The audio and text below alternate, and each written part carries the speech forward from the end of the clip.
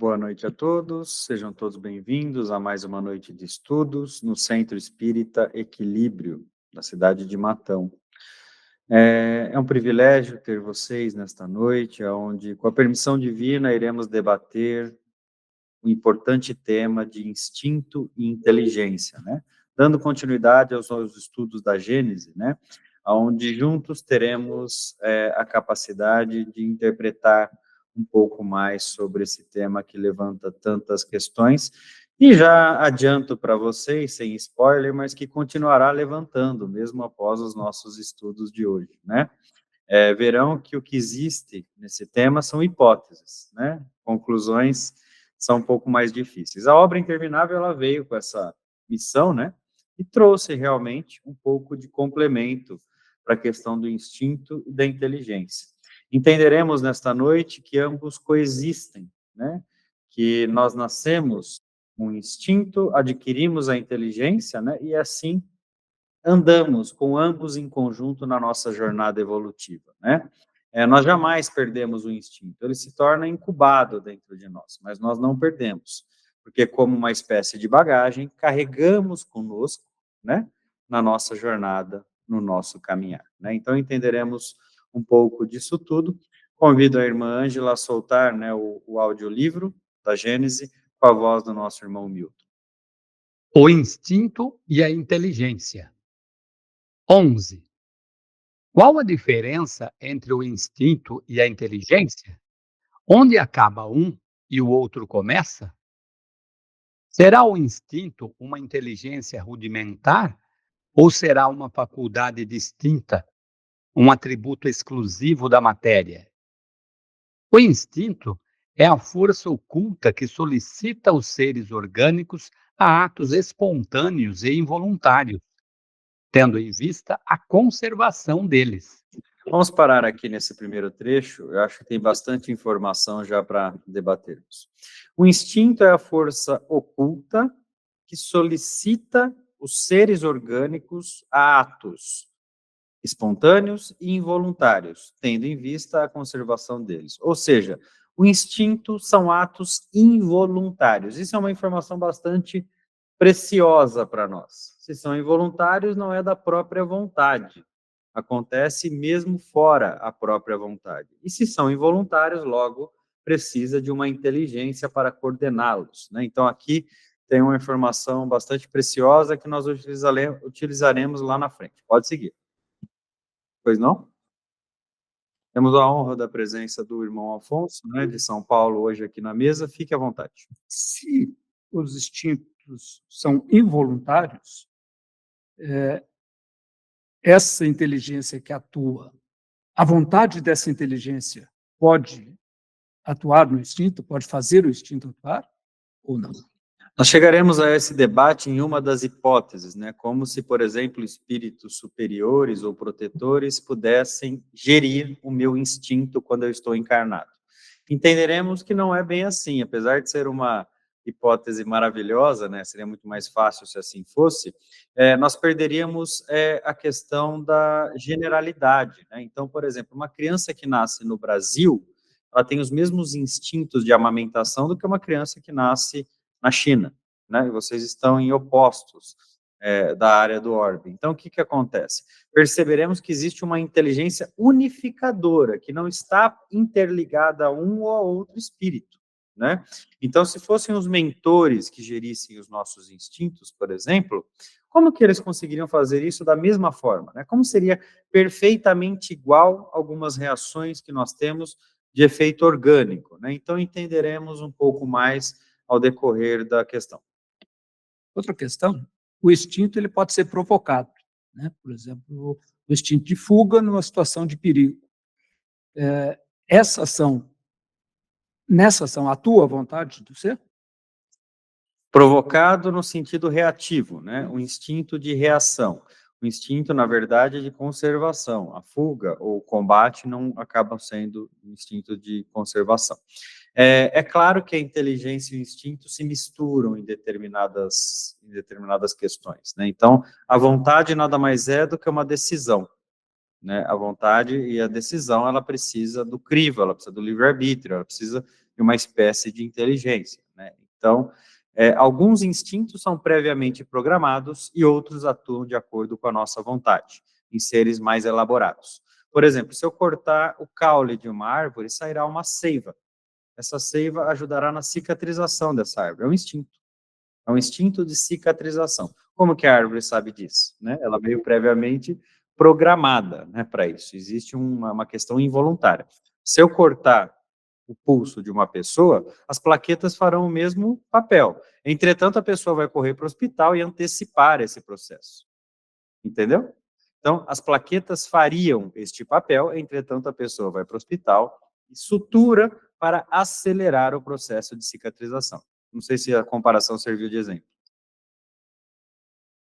Pode seguir.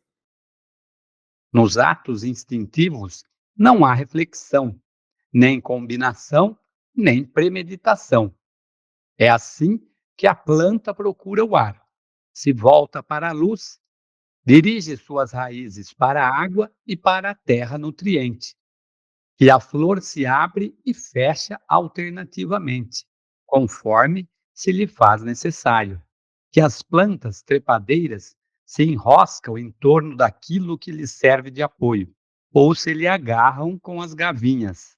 Muito bem, aqui eu quis parar de novo o nosso áudio, porque acho que todos vocês, se não pensaram, agora irão refletir. Por algum momento na vida pensaram como é maravilhosa a natureza, né? Quando nós olhamos, por exemplo, como que uma raiz, um ser que não tem olho, não tem orelha, não tem nariz, né?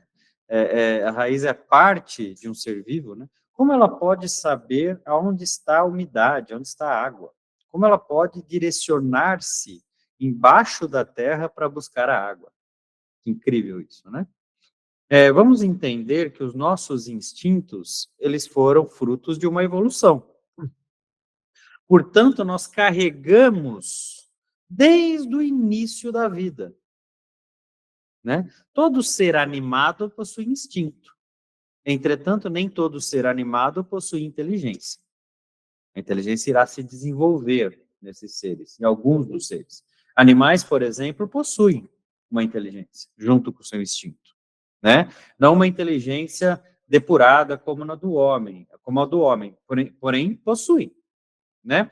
Entenderemos, inclusive, algo que os fará questionar a própria obra, né? Que é o seguinte: em algumas vezes o instinto supera a inteligência. Olha que incrível isso, né? Existem casos em que o instinto é mais perfeito do que a inteligência. Por quê?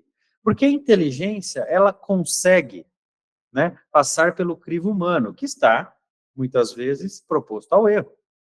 Já o instinto, ele passa pela matéria, entretanto, ele tem uma força maior. Lembra que nós falamos? Ele tem uma inteligência que o rege, e essa inteligência é infalível.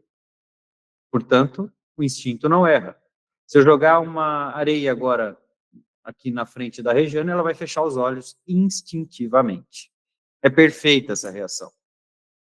Agora, a reação que depende dela escolher é falível, porque não tem a inteligência suprema, ou a inteligência maior gerindo isso. Então, é só para entendermos, né? E é por esse motivo que muitas vezes nós olhamos os animais tendo habilidades e cometendo decisões ali, que são espécies de decisão, muito mais incríveis do que a humana, né? Por exemplo, instintivamente, os animais sabem se defender, conservar-se muito melhor do que os outros seres humanos, né? Por exemplo, alguns pequenos animais na floresta aprenderam, sem estudar, que num ataque de urso, né, quando eles enfrentam um urso em seu território, eles têm que se fingir de morto. O ser humano aprendeu isso pela literatura, e mesmo assim, quando vê um urso, muitos poucos se fingem de morto. A maioria morre porque tenta correr. Instintivamente ele tenta correr, mas é uma decisão. Não é aquele instinto inteligente que o coordena, porque ele está regindo sobre ele, né? Então, só para nós diferenciarmos esses dois pilares. E olha, eu acho que não existe material mais importante dentro da nossa compreensão que instinto e inteligência, pois tudo que virá após disso será e terá isso como base. né? É por isso que ele é tanto estudado e tão pouco conhecido, né? Instinto e inteligência fazem parte da nossa construção. Alguma pergunta? Só quis parar para explicar, né, como é maravilhoso, então, por exemplo, uma raiz ter esse comportamento instintivo, e aí, mais uma prova que existe uma inteligência que supera, está acima daquilo que nós podemos ver, ouvir ou entender. Nós vemos até pelas abelhas, pelas aranhas, que fazem a teia numa perfeição muito maior do que se nós fôssemos fazer, e não tem como, e é instintivamente que elas fazem. Seria isso? Sim, é um outro exemplo de instinto. As colmeias, por exemplo, são o melhor aproveitamento de espaço encontrado até hoje na existência, né? A posição. O professor já mencionou isso com vocês em aula. E, independente disso, por exemplo, pegar a resistência de uma teia de aranha, comparada ao aço, né, ela é mais resistente que o aço em sua proporção, né? Então, olha que incrível, né? São todas questões naturais, né, que vêm de uma gestão perfeita, né, de uma gestão suprema. Já a nossa inteligência passa, né, pelo crivo nosso. E aí, a gente comete muitos erros, né? Cometemos alguns erros por conta do nosso livre-arbítrio. Pois não, irmão Rui? Boa noite, meu irmão, boa noite a todos. Existe algum tipo de inteligência nas plantas, ou nos minerais, ou nos vegetais?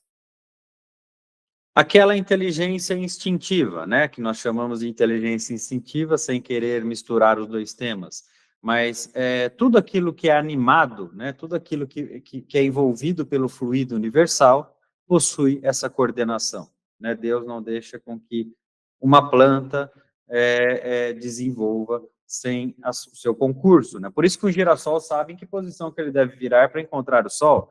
Por isso que uma árvore sabe que ela deve voltar os seus galhos quando podado. Por isso que uma árvore sabe o momento de dar o fruto, o momento de trocar as suas folhas, e assim sucessivamente. Pois não. É uma certa percepção? Esse sistema de saber onde a água está, de perceber onde está, de perceber a luz solar. É um pouco mais complexo que isso, né? Estamos falando, por exemplo, de um instinto que evoluiu durante milhares de anos e que dentro dele precisa, para solidificar-se, o aspecto de percepção, o aspecto de sentir, o aspecto de se defender, né? Então, na tentativa e erro, aqueles que sobreviveram tiveram as suas características dominadas, né? Muitas espécies não sobreviveram, porque na tentativa erraram, extinguiram e deram espaço para novas, que dentro da inteligência natural conseguiram evoluir para sobreviver. É pelo instinto que os animais são avisados do que lhes convém ou prejudica, que buscam, conforme a estação, os climas propícios, que constroem, sem ensino prévio, com mais ou menos arte, segundo as espécies, leitos macios e abrigos para suas progênies, armadilhas para apanhar a presa de que se nutrem, que manejam destramente as armas ofensivas e defensivas de que são providos, que os sexos se aproximam, que a mãe choca os filhos e que estes procuram o seio materno. Aqui é um outro ponto, né? Então, estamos falando das partes belas, as belas partes do instinto. Mas o instinto não traz consigo apenas partes belas, né? Vocês já devem ter se deparado com cenas chocantes no mundo animal, né? Por exemplo, um macaco com seu filhote no colo e na boca de um leopardo, né? O leopardo caçou o macaco e o filhotinho ali abraçado na mãe morta. Isso é terrível. Aos olhos humanos, isso é inconcebível, né? Nossa, que crueldade, que maldade. Não é, né? É o seu instinto de sobrevivência. O seu filhote depende disso. Ele não fez de forma deliberada, ele fez por necessidade, né? E não entende, não tem sentimento naquilo que está acontecendo, diferentemente do julgamento dos olhos humanos. É por esse motivo que nós precisamos sair apenas do instinto e adquirir a inteligência, para termos esse julgo, né, de entender, não, peraí, aquele macaco tem filhote. Eu vou buscar uma alternativa que não lese tanto os valores morais, né? Então, entendeu a diferença da moralidade e do instinto? Então, o ser humano precisa passar pela fase hominal porque apenas instintos não são suficientes para atingirmos a perfeição. Os instintos não são morais. Eles são excelentes na conservação, mas eles são imorais. Instintivamente, algumas mães escolhem os seus filhotes. Instintivamente, tira a vida de outros. Instintivamente, age com agressividade para com outro macho, por exemplo, para adquirir os direitos da fêmea. Agora, moralmente, o ser humano não deveria fazer as mesmas coisas, mas não faz. Lembra aquela cena que chocou vocês, que eu acabei de dizer, por exemplo, do leopardo com a mãe na boca e o filhotinho vivo abraçado na mãe, como se não soubesse o que estava acontecendo? Isso acontece também com os humanos, né? Humanos que caçam, por exemplo, por diversão. Humanos que muitas vezes matam outros humanos, outros animais, ou devastam plantas de uma forma descoordenada, através do desmatamento, através das suas decisões. Outros humanos que, além de ferir os valores instintivos, porque já não precisaria mais disso, fere principalmente os valores morais, né? Então, apenas para efeito de reflexão, né? Eu sei que todos nós aqui estamos, né, para debater o assunto instinto e inteligência, mas nós precisamos entender que o instinto não é apenas cena bonita, né? Quando falamos de instinto, estamos falando de todos os tipos de instinto, inclusive as partes ruins que vêm com ele. Pois não. Se o instinto ele é coordenado por uma inteligência superior, por que ele não tem a particularidade da moralidade inclusa? Porque ele não precisa ter. Neste estágio em que ele atua na espécie, a imparcialidade é importante. É o desenvolvimento do ser. Não se esqueça que Deus, ele é meritocrático. Ele não dá a um ser a capacidade de gerir-se moralmente sem o prévio merecimento. É isso que levará o ser à perfeição. Isso deverá ser conquistado. E essa conquista passa em não apenas entender, mas desbravar a moralidade de uma forma crua, né? Então, quando eu pego a moralidade na minha frente, eu não sei nada, eu sou um ser primitivo e instintivo. E aí eu preciso construir os degraus que me levam ao intelecto e à moral. Então, este equilíbrio natural, ele acontece, né? Até essa fase. Depois, o desequilíbrio, ele é dado pelas decisões humanas, pela utilização do seu livre-arbítrio. Seria muito melhor, né? Se Deus já gerisse moralmente, intelectualmente, todos os seres, inclusive nós, e que nós apenas destinássemos à perfeição. Mas aí a pergunta é, aonde estaria o nosso mérito? Nosso mérito de construção, porque nós atingimos a perfeição, porque Deus atingiu, então não fomos nós, foi Deus que atingiu. Que Deus é perfeito, nós já sabemos. Nossa missão é nos aproximarmos dele. Pois não? Poderia-se dizer, então, que existem duas espécies de instinto, o animal e o moral? Moral não é instinto. Instinto e moral são coisas distintas. Obrigada. Aliás, moral, muitas vezes, está em controlar os instintos, né? A moralidade, ela tem como base da sua construção e da sua concepção o controle instintivo, né? Então, por exemplo, quando eu estou na fase animal, eu tenho instintivamente a necessidade de cruzar com 30 fêmeas para poder vingar com alguma a proliferação da minha espécie. Na hominal, você não precisaria, né? Por exemplo, eu tenho, quando estou na fase animal, um instinto de agressividade para resolver as minhas disputas. Na hominal, você não precisa. Só que o instinto está lá. Você sente as mesmas sensações. Você só precisa aprender a controlar. Aí entra a moralidade. O que é a moralidade? Deixar de fazer o que eu quero, sabendo que é certo. Fazer o que é preciso, não o que eu quero. Quanto do social é necessário na moral, ou vice-versa? O quanto a moral depende do social? Quando você diz social, você quer dizer influências externas? Influência da sociedade, ou de como a sociedade interpreta ou transmite dentro do seu seio um comportamento bom ou mau. Nada. A resposta é nada. Ou seja, a moral, existe uma única moral? O que eu quero dizer é o seguinte, que o conceito de moral, quando você pega o conceito na sua construção, é que olhar o que a sociedade emprega de valores gerais, isso é reflexo de uma evolução coletiva. Mas a evolução coletiva, por sua vez, é reflexo de percussões individuais. Eu vou dar um exemplo prático disso. Na época de Jesus, como ele fez tudo o que ele fez? Como ele foi moralizado ao ponto de ter as atitudes e atos que teve há 2024 anos?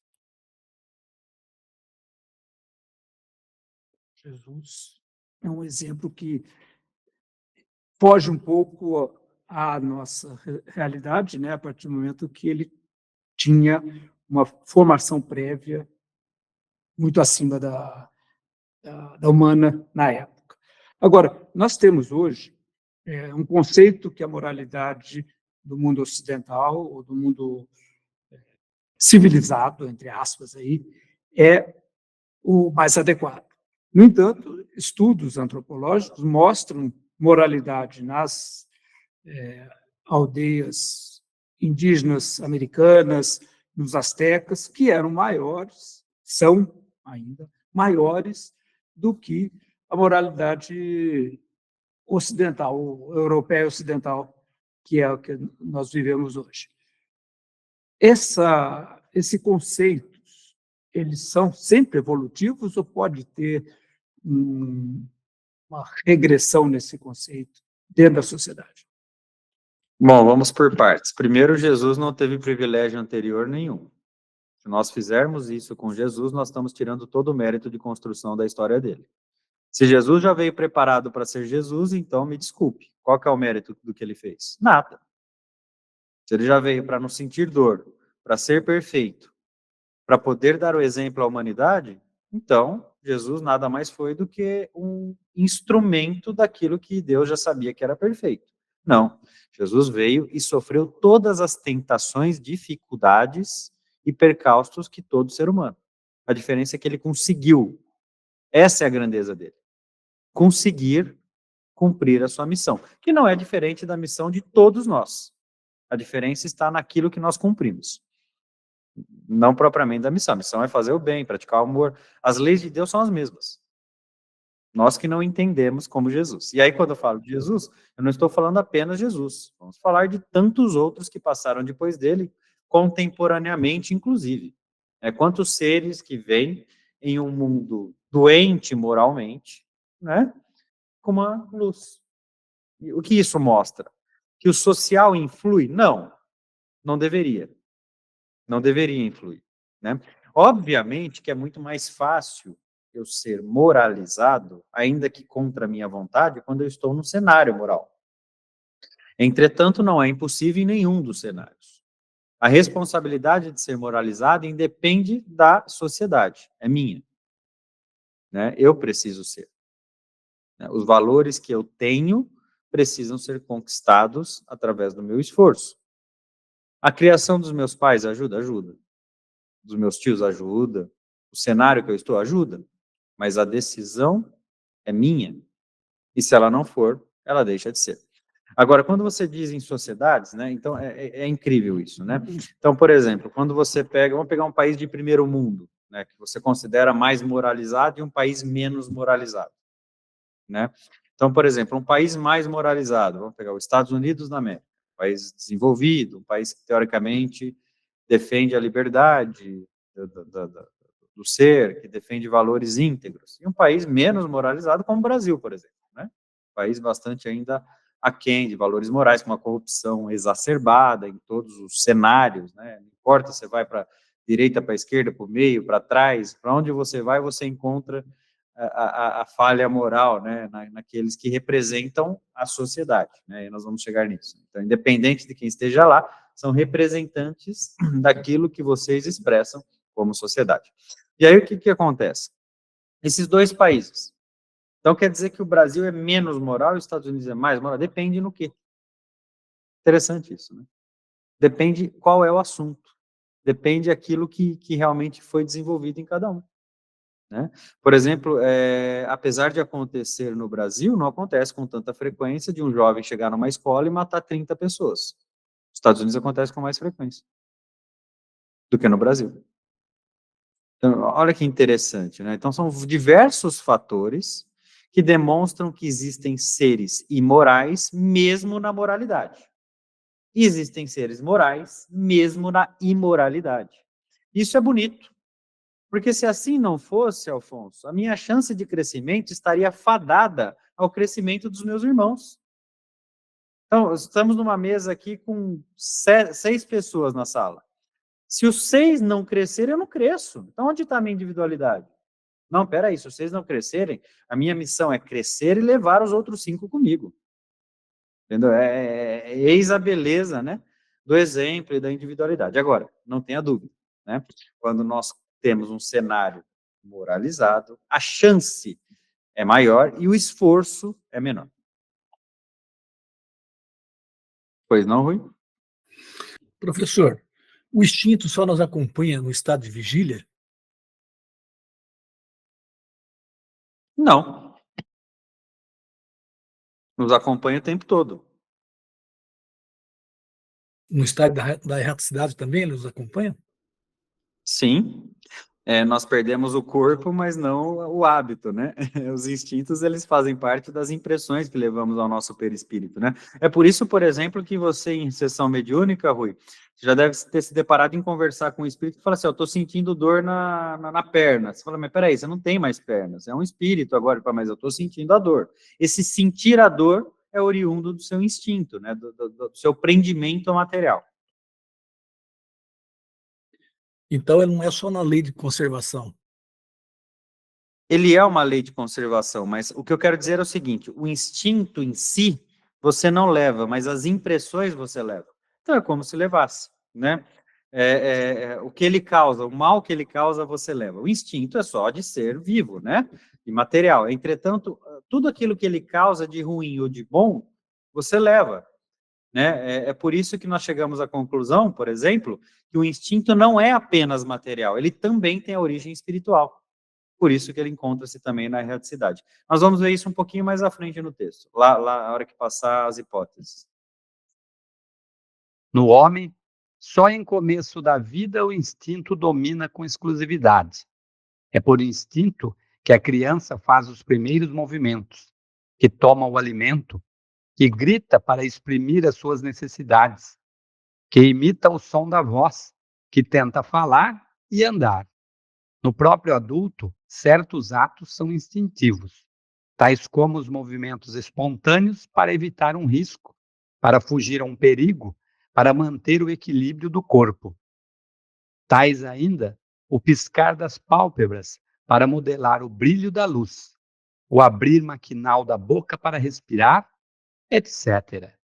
Isso que parece ser consolador, né, na frase que Kardec nos traz aqui, né, que apenas na criança nós estamos acometidos do instinto dentro da sua pureza, e que na fase adulta, né, os instintos eles são bem menos incisivos, né, e alguns atos são instintivos, né, como, por exemplo, correr do perigo, enfrentar o perigo, enfim, todas essas questões, na verdade, não é consolador. Então, significa que tudo aquilo que nós fazemos de mal, nós não podemos atribuir ao instinto. Nós devemos atribuir ao livre-arbítrio, né? Eu não quero enxergar o copo meio vazio, mas o que eu quero dizer para vocês é que o instinto, por ser de Deus, não é errado. Olha que incrível isso. Vou repetir. O instinto, por ser de Deus, não é errado. Quando Deus gera o instinto na sua pureza, o animal caçar para se alimentar é correto. Ele precisa fazer isso. E quando eu tenho livre-arbítrio? Aí eu começo a colocar pena nas minhas decisões, né?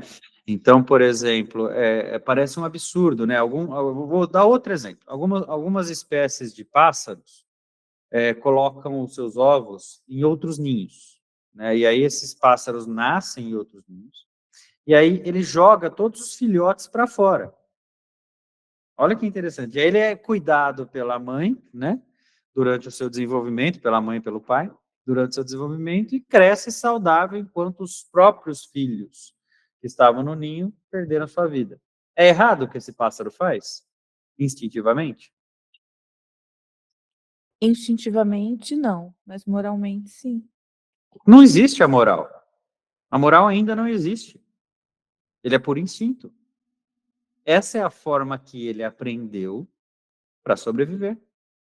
É a forma da sobrevivência da espécie dele. E Deus é tão perfeito que esse pássaro não estará em todos os ninhos daquela espécie. Ele estará em alguns ninhos. Então dará chance para este pássaro sobreviver e para os outros também. Você entendeu? Porque se este pássaro não encontrasse esse mecanismo, ele não sobreviveria, porque a sua espécie não sabe fazer ninho. Interessante, né? Quando nós olhamos de uma forma divina. É por isso que Deus é inacessível aos olhos da compreensão. Porque ele consegue gerir tudo com uma perfeição que a mente humana não é capaz de absorver. Como é capaz que tudo aquilo que acontece no universo tem um propósito de evolução? Um propósito moral, um propósito intrínseco em todas as questões mundanas, né? Como Deus consegue, por exemplo, que a morte de uma planta seja o alimento de um animal, que a morte de um animal seja o alimento de outro animal? Olha que incrível, né? Como as coisas se gerem em plena, perfeita sincronia. E quando eu falo sobre Deus, eu estou falando sobre isso, né? Sobre essa gestão, né? Vamos encarar Deus como o maior gestor da humanidade, né? A forma que ele gere, né, a humanidade, tudo que existe, né? É incrível, né? E diga-se de passagem, com perfeição, né? Que às vezes, quando chegamos na fase hominal, tentamos atrapalhar essa gestão e mesmo assim não conseguimos. Porque Deus faz com que o mal que eu pratique seja o reflexo do crescimento de outrem. Incrível, né? Falar de Deus é incrível. Irmão, não sei se foge um pouco do assunto, mas entrando na parte de instinto e inteligência, eu acabei entrando em emoções e sentimentos. E as emoções básicas, nas literaturas a quais eu pesquisei, afirma que elas são instintivas. Vamos voltar então para os estudos mais recentes da classe animal, né? Os animais são seres sencientes. O que isso significa? Eles não têm consciência daquilo que fazem. Luiz, o que isso significa, por favor? Significa que eles têm uma constituição física que lhes permite sentir dores, emoções e tudo aquilo que nós sentimos. Só que nós acrescentamos a isso a nossa consciência, que são coisas que os animais não têm, eles param na senciência. Qual que é a diferença da senciência e da consciência, por favor? A senciência é comum aos seres animais, sejam homens ou animais propriamente dito. Como os animais ainda têm a consciência rudimentar, ainda não desenvolvida, então a consciência seria, na minha opinião, inerente apenas ao ser humano. Perfeito. Então, o que isso quer dizer? Que a senciência que habita, ela está no sentir dor, sentir frio, sentir fome, mas não propriamente entender o que esse sentir significa. Só que os animais, né, dependendo da sua etapa, já são seres inteligentes. E aí eles começam, por exemplo, a condicionar o seu comportamento às sensações. É por isso que quando você chega em casa, o seu cachorrinho pula em você. Por vários motivos. Pelo complexo de condicionamentos embutidos a esse animal, junto com a sua inteligência e com a sua senciência. Se você beliscar o seu cachorrinho durante uma semana, ele vai se esconder de você. Provavelmente, porque ele já vai associar você a uma sensação de dor, o que não é bom. Entenderam? Obrigada. Vamos lá. 12. A inteligência se revela por atos voluntários, refletidos, premeditados, combinados, de acordo com a oportunidade das circunstâncias. É incontestavelmente um atributo exclusivo da alma. Ok, então aqui temos algumas informações muito importantes quando nós falamos de inteligência. Primeiro assunto, o pessoal do jurídico aí deve estar bem acostumado a ouvir esse termo, né, premeditado, e geralmente não é bom, né?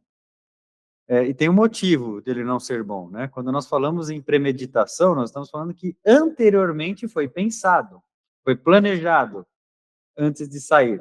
Então, aquela velha e boa frase que eu digo, nossa, eu falei isso instintivamente, é verdade ou não? Não. Afonso? Eu diria que ela pode ter saído sem a devida reflexão. Mas, Excessivamente. Mais apropriado. mas cabia em meu ser a capacidade de frear o pensamento, analisá-lo antes de professá-lo? Lógico, sempre. Então, não tira a minha culpa. Né? Então, olha que incrível isso, né? Então, impulsivamente, concordo, né? Você agiu por impulso, né? Entretanto, não deixa de ser algo premeditado, previamente pensado, elaborado, né? E aí, depois nós vamos falar um pouco sobre a importância do pensamento nessa questão, né? Porque a velocidade do pensamento, o controle de pensamento, ele entra muito, né? Na importância da qualidade daquilo que sai de mim, né? Para o meu processo de evolução.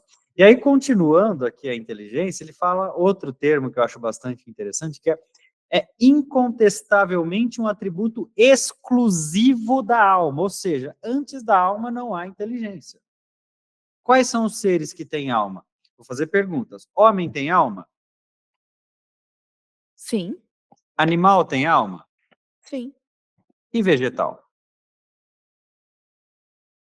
Poderia ser uma espécie de alma? Um Não, fluido? não. Fluido. Fluido, né? Vegetal não tem alma. Ok. Mas eles já têm o princípio inteligente. Olha que interessante isso. Voltamos da fase hominal. O homem tem alma? Tem. Apesar de nem sempre parecer, né? Mas o homem tem alma. O animal tem alma? Tem. Nem sempre usar dela, né? Nem sempre usar a inteligência. O animal tem alma? Sim, apesar de, em alguns casos, ter a alma grupo.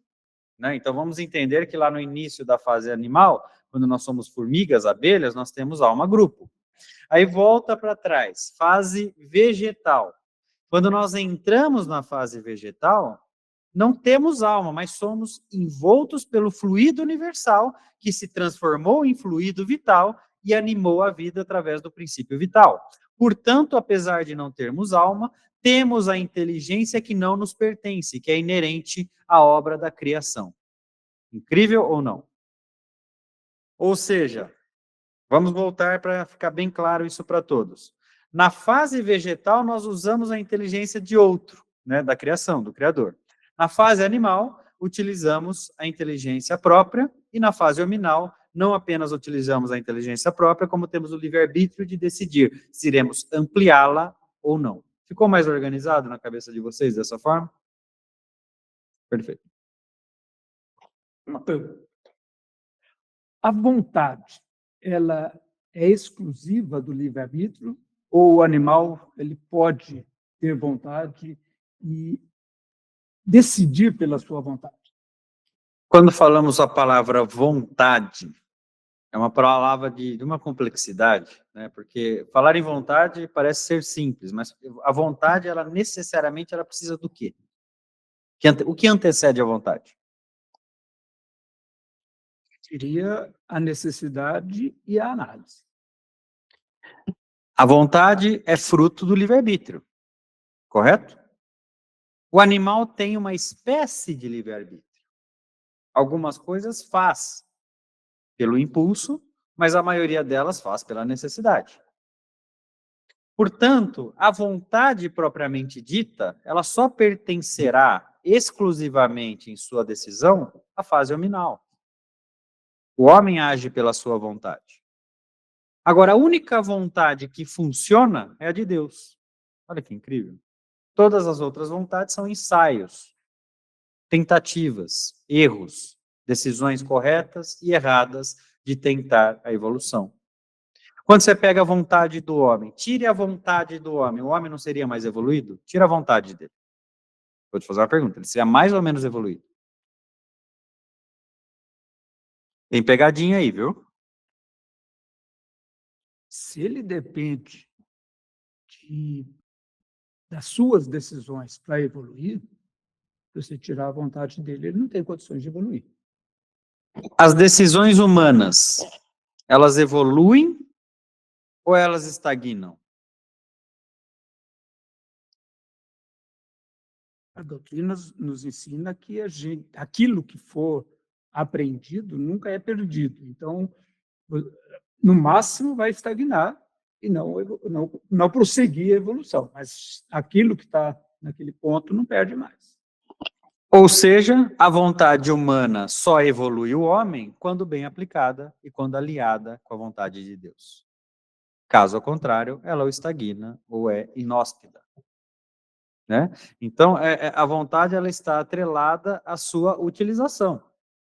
Eu tenho vontade de fazer coisas erradas, vou estagnar. Eu tenho vontade de fazer coisas certas e faço, só a vontade não basta. Aí sim, eu irei evoluir, né? E o ser humano, muitas vezes, ele é escravo das suas vontades. Já pararam para pensar? Ele é escravo. Ele escraviza a sua existência em torno das suas vontades. Ele coloca a vontade à frente e acima da necessidade. E aí, ele cai em erro. Vou dar vários exemplos. A pessoa que quer economizar dinheiro, né, para construir algo na vida, ela tem que colocar a necessidade à frente da vontade. Ela tem vontade de um sorvete, ela toma. Tem vontade de uma roupa, ela compra. Tem vontade de um carro, ela compra. Ela não vai guardar o dinheiro. Qual que é a necessidade? É o objetivo dela. Se a pessoa, por exemplo, quer emagrecer, ela tem que colocar a necessidade à frente à vontade. A vontade de um doce, ela come. A vontade de um salgado, ela come, ela não vai emagrecer. Se a pessoa, por exemplo, quer evoluir intelectualmente, ela tem que colocar a necessidade na frente da vontade. Tem vontade de dormir, estuda. Tem vontade de procrastinar, não procrastine. Então, a vontade, ela é um enorme peso que Deus colocou em nossas mãos, que vem junto com o livre-arbítrio. Livre-arbítrio, vontade livre, decisão livre, né? Então, a decisão livre, ela veio para ser o nosso percussor, o nosso foguete para a evolução. Entretanto, nós vamos de carro mesmo, né? Nós vamos devagar, vamos com paradas em postos para abastecer, retomar a nossa fé e evoluir a passos paulatinos, leves, com raríssimas exceções, né, de espíritos que conseguem dar saltos de evolução. Aí sim, Jesus é uma raríssima exceção, fruto da sua vontade, né? Fruto das suas decisões, fruto das suas abdicações, da sua resignação, da sua resiliência, da sua capacidade de resistir, das mesmas vontades que todos os outros homens ao seu redor tinham, mas que só ele conseguiu. Essa é a grandeza de Jesus. E quando eu encaro Jesus dessa forma, eu coloco ele num nível incomparável. Não dá para se comparar com alguém que fez tantas escolhas certas como Jesus. Que utilizou tanto dos seus dons, das suas aptidões, como ele. Né? Porque o mesmo poder de conciliação ele teria de destruição. O mesmo poder, por exemplo, a persuasão que ele tinha para com seus apóstolos, ele teria para com seus próprios interesses. Né? Por exemplo, parar de ser perseguido, parar de ser caçado, enriquecer, quem sabe? Né? Tirar a sua família da pobreza, da miséria. É incrível, né? Quando nós olhamos em um outro aspecto, né, os ramos de evolução. Eu digo para vocês, muitas vezes, é fácil rezar para o santo, né? Eu vou lá na igreja, ou enfim, na minha missa, e rezo para o santo. Difícil é entender por que ele se tornou santo, né? O que o santificou, né? E aí, quando nós falamos santificar, o Espiritismo explica isso de uma forma diferente, né? São espíritos de alta evolução, mas vou mudar o nome, porque ele evoluiu, né? Porque ele é considerado um ser de luz em outro aspecto. Pois não. Só reafirmando a sua fala, se não fosse assim, Deus não seria infinitamente bom e justo. A palavra Deus infinito se confundem, se fundem em uma perfeita saúde, irmão, em uma perfeita conversão, né? Quando nós falamos em infinito, é uma das primeiras perguntas, se não me falha a memória, do Livro dos Espíritos de 57, né? Logo depois que sai da esfera do que é Deus, né? Causa primária de todas as coisas, inteligência suprema universal, vem lá o que é o infinito, né? E aí pergunta, Deus é o infinito? Né? É pobreza de linguagem, é lógico, né? E continua sendo pobreza de linguagem até hoje. Quando falamos nessas três palavras, né, Luiz? Ó, Deus, tempo e infinito. São três coisas que nós, seres ainda em evolução, estamos muito distantes de compreender, né? Muito, absurdamente distantes. Pode seguir. Todo ato maquinal é instintivo. O ato que denota reflexão, combinação, deliberação é inteligente. Um é livre, o outro não o é. O instinto é guia seguro, que nunca se engana. A inteligência, pelo simples fato de ser livre, está, por vezes, sujeita a errar. Ao ato instintivo, falta o caráter do ato inteligente. Revela, entretanto, uma causa inteligente, essencialmente apta a prever. Se admitir que o instinto procede da matéria, ter-se-á de admitir que a matéria é inteligente, até mesmo bem mais inteligente e previdente do que a alma, pois que o instinto não se engana, ao passo que a inteligência se equivoca. Quem aqui não lembrava disso, né? Provavelmente muitos de vocês estão chocados em entender que a inteligência se equivoca mais que o instinto. A diferença está no gestor, que gera inteligência ao meu próprio ser e gera instinto a Deus. Tá simples de entender, né? Então, Deus não erra, eu erro. Então, é por isso que a inteligência eu caminho de acordo com a minha inteligência, tá? Não a inteligência geral, tá? A minha inteligência. Então, a minha inteligência eu caminho de acordo com a minha própria vontade. O meu instinto, ele foi gerido pelo Criador, é por isso que ele não se equivoca.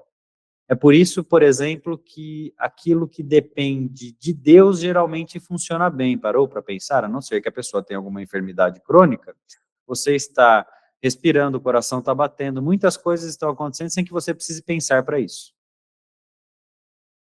Só que a decisão de agredir alguém, ou de exercitar o seu corpo, ou de alimentar-se de forma saudável para manter esse instinto funcionando perfeitamente, né, para manter, é sua.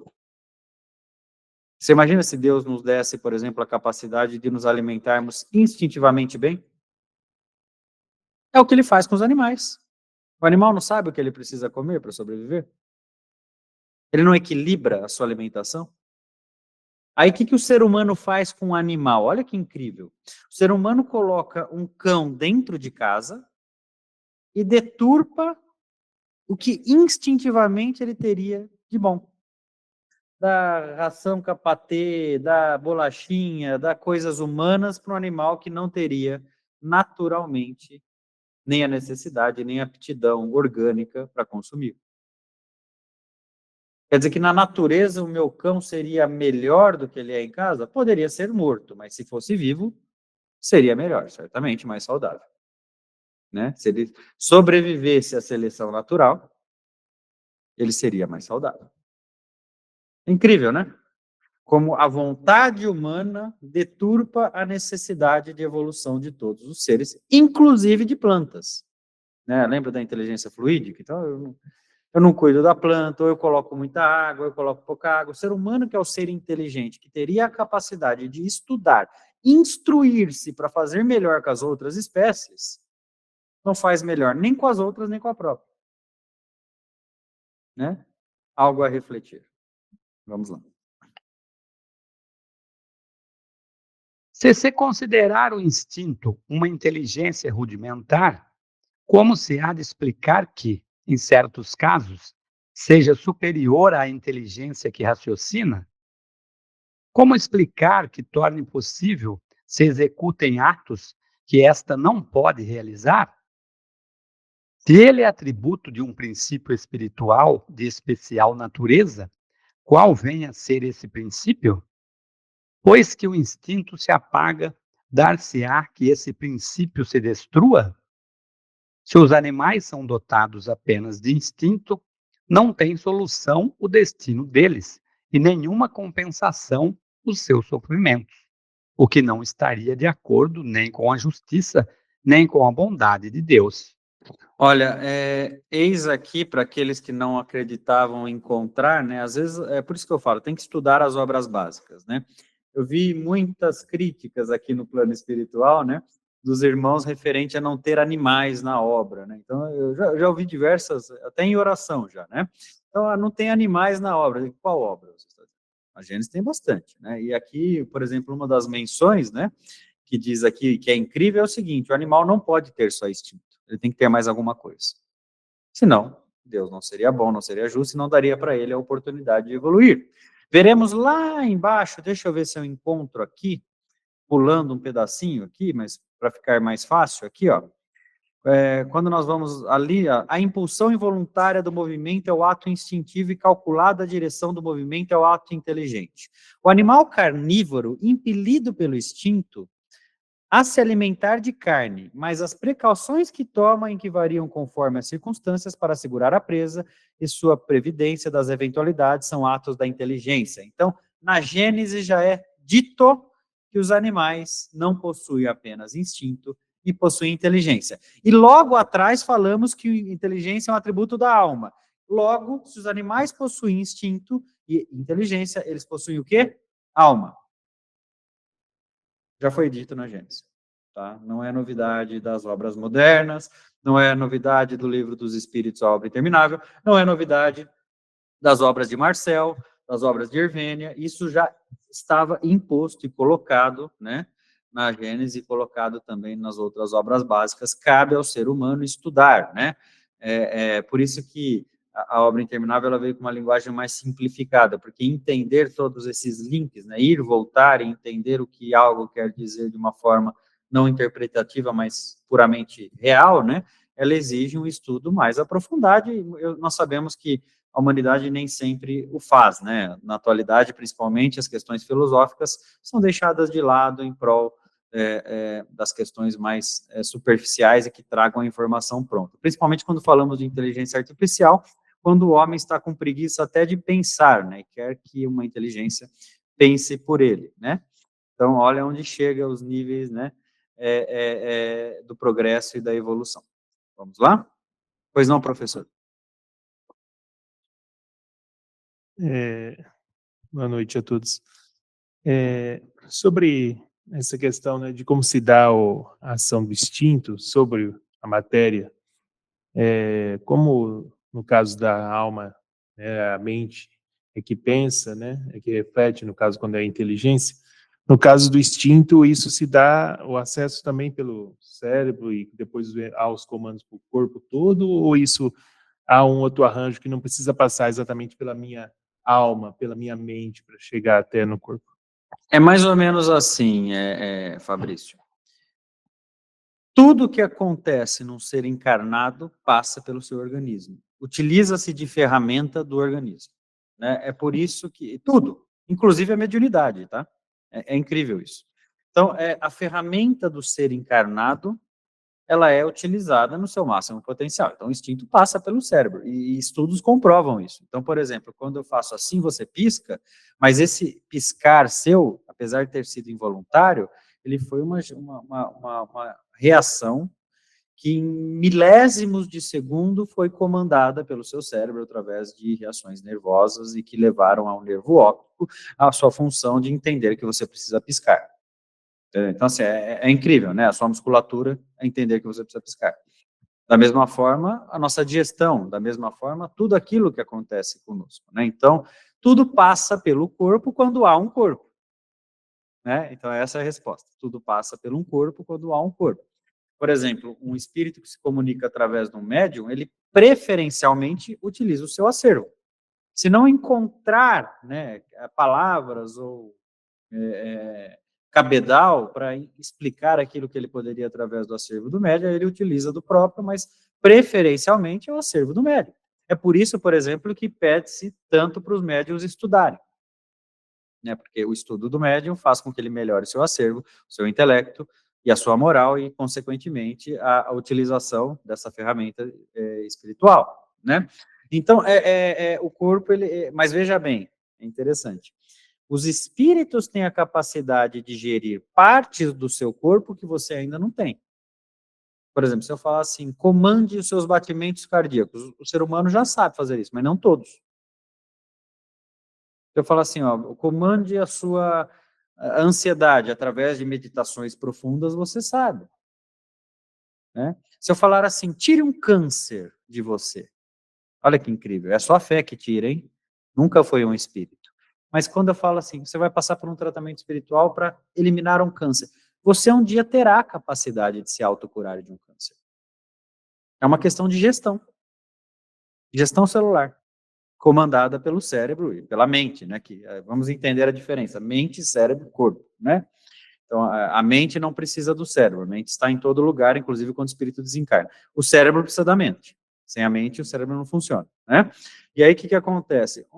Desde um câncer até uma gripe, um dia você será capaz de se curar, né? Por conta das suas capacidades de gestão.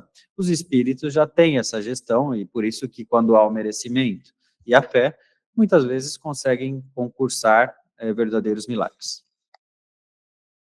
Milagre é outra palavra bastante polêmica dentro do espiritismo, né? Milagre, basicamente, é aquilo que o homem ainda não pode fazer ou não consegue entender como foi feito, né? Então, esses são os verdadeiros milagres. Voltando à questão 11 e 12, podemos chamar o instinto de uma inteligência rudimentar? Você terá a resposta nos próximos capítulos, né? Mas quando falamos rudimentar, primitiva, entendemos que o instinto é uma inteligência primitiva. Agora, não é... Primitiva talvez seja um termo melhor do que o rudimentar, né? Eu concordo. Eu acho que o primitiva é um termo melhor. Agora, ela é uma inteligência primitiva, mas é a minha inteligência primitiva? Essa é a pergunta que eu te faço. Não é minha, é de alguém. É uma inteligência primitiva que eu utilizo na minha forma primitiva para chegar aonde eu cheguei. É aí que você verá os desenvolvimentos. Nas hipóteses, que não vai dar tempo, porque o nosso tempo está quase no final, nas hipóteses, você vai ver que tem diversas hipóteses dos pensamentos, mas que no final não se chega a uma conclusão óbvia. Porque não há conclusão óbvia, tudo está em estudo, aprendizado ainda no mundo de provas e expiações. Mas o que pode se dizer é que o instinto é gerido com perfeição pelo Criador, e que a inteligência também é criada, né, por Deus, né, inteligência primitiva, causa primária, inteligência suprema universal, causa primária de todas as coisas, entretanto que a inteligência é gerida pelo homem através da sua vontade, através do seu esforço, através do seu livre-arbítrio. Muito bem, assim sendo, agradeço a Deus por mais essa oportunidade, acho que o estudo foi bastante esclarecedor em diversos aspectos, e principalmente agradeço a participação de todos vocês, que sempre serve para frutificar ainda mais os estudos. Agradeço também ao nosso professor pela permissão da nossa participação excepcional nesta noite. Muito obrigado, fiquem com Deus, um bom descanso.